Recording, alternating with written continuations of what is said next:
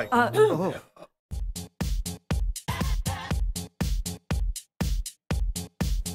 Yo, I'm just trying to make pimping my stuff a little bit more fun.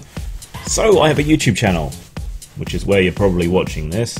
That's Postmortem Video. I have a second channel called Grimstream. It's not got the proper name yet, but if you search for it, you should find it. And if you're trying to stop sucking at the teat of YouTube, you can always head on over to BitChute and find me at Grim Jim. I wasn't going to bother commenting on the whole extra credits, evil races, characters, etc. a bad storytelling thing, because I figured I've already trodden over that ground a massive amount by debunking this idea that orcs are racist and so on. But I realised that they're saying something a little bit different that is worth looking at. And the claim here isn't that it's racist or bigoted or whatever to have evil races and nations and gods and cults and whatever within your games. The contention here is that it's bad storytelling or lazy storytelling. But is it? Or is it just different storytelling? I mean, there's an irony here in moral relativists making a black and white moral judgment about the way in which someone chooses to tell stories. And we're often asked to accept many changes within our fantasy worlds that don't make plausible or material sense within the context of that fantasy setting because dragons, and yet they can't seem to imagine a different metaphysical setup to the world, which is something I've talked about before, talking about evil and good and alignment and so on in Dungeons and Dragons. So that battle seems to have been lost. But I am a moral relativist. I don't think you can really objectively say that anything is good or evil in every context that ever happens. There's always some kind of exception or some point of view that can rationalize it or accept it or consider it to be good. We need only look at our own history as a species to see things that we, from our modern gaze or our Western gaze, see as being evil, but which people have seen as objectively good in the past. South American human sacrifice, for example, something we would all think of as evil. We can even look outside our own species. The ichneumon wasp lays its eggs in live caterpillars and then the maggots eat the creature from the inside out.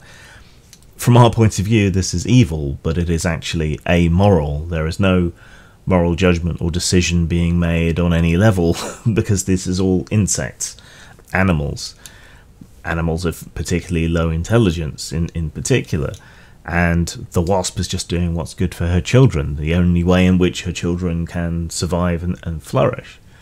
And the caterpillar is just doing what caterpillars do, eating plants, which makes it a pest in other circumstances.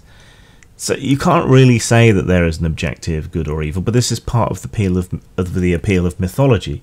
You know, magic isn't real, dragons aren't real, all the rest of it. But role-playing game worlds and story worlds are hyper-real. They are unreal, but they hang together and they make sense within their own context if they're written well. And in D&D we have objective good, objective evil, objective neutrality, objective law, objective chaos, and this is reflected in various realms and the way in which the alignment system used to work. And this is quite an old-fashioned view of morality. It has its roots in religion, I think, which influenced a lot of the old fantasy literature, C.S. Lewis, for example, Tolkien to an extent, though he drew more on pre-Christian mythology and intermingled it with his own criticisms of industrialization and so on. But this idea of good and evil, of black and white, is ancient, and it turns up in a lot of mythology. And our games, D&D in particular, drew upon a tradition of fiction and mythology that had concepts of objective good and evil within it, because that facilitates play. You're going into a dungeon to kill the monsters that dwell there. Why? Because they're monsters, and there might be treasure. Because they terrorize the local countryside. Why do they do it? Because they're evil. Because that is their purpose. both within the reality of the world and within the context of the story. All we need to do to disprove this idea that objective evil is bad or lazy storytelling is to show some examples of storytelling that is successful, that uses ideas of good and evil.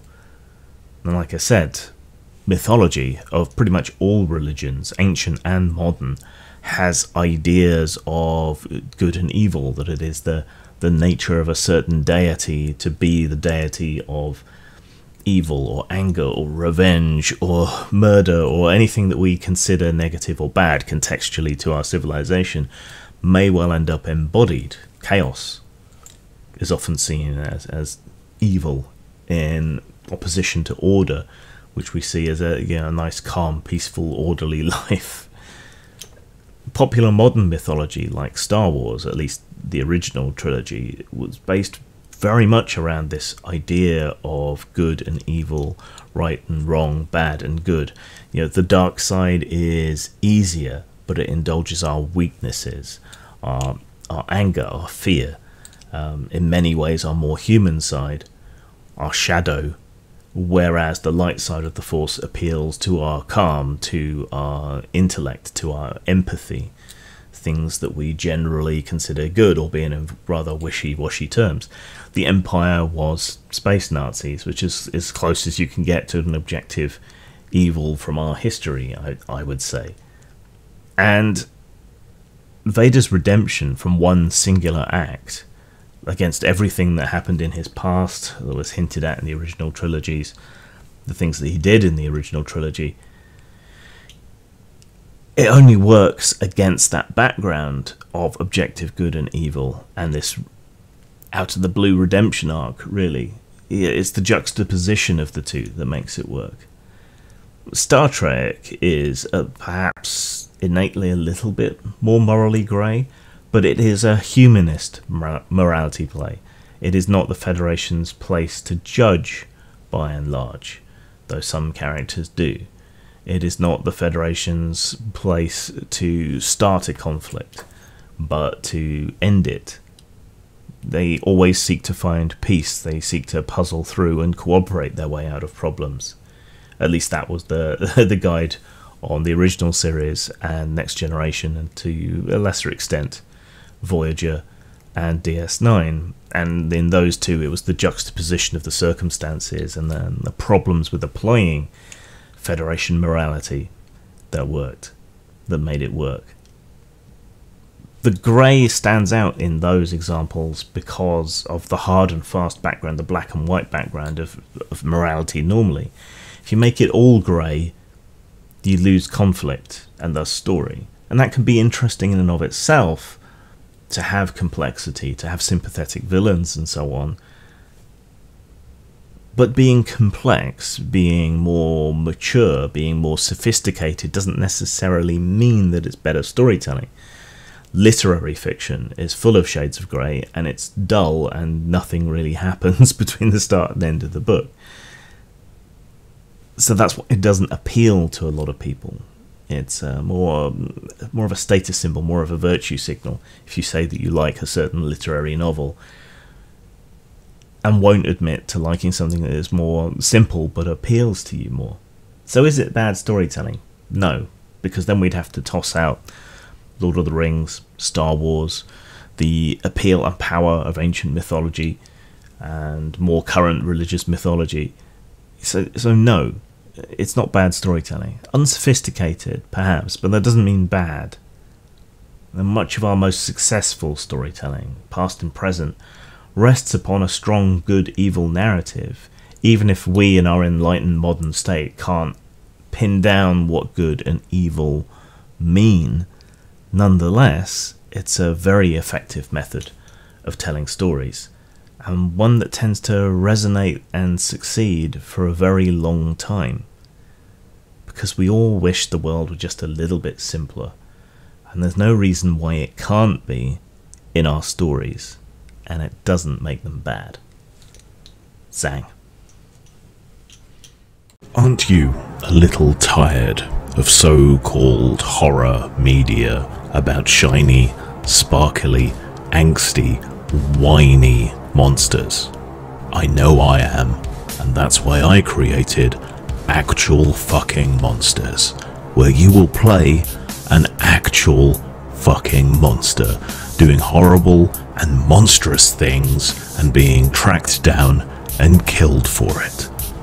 Buy now at DriveThruRPG, post-mort.com or lulu.com.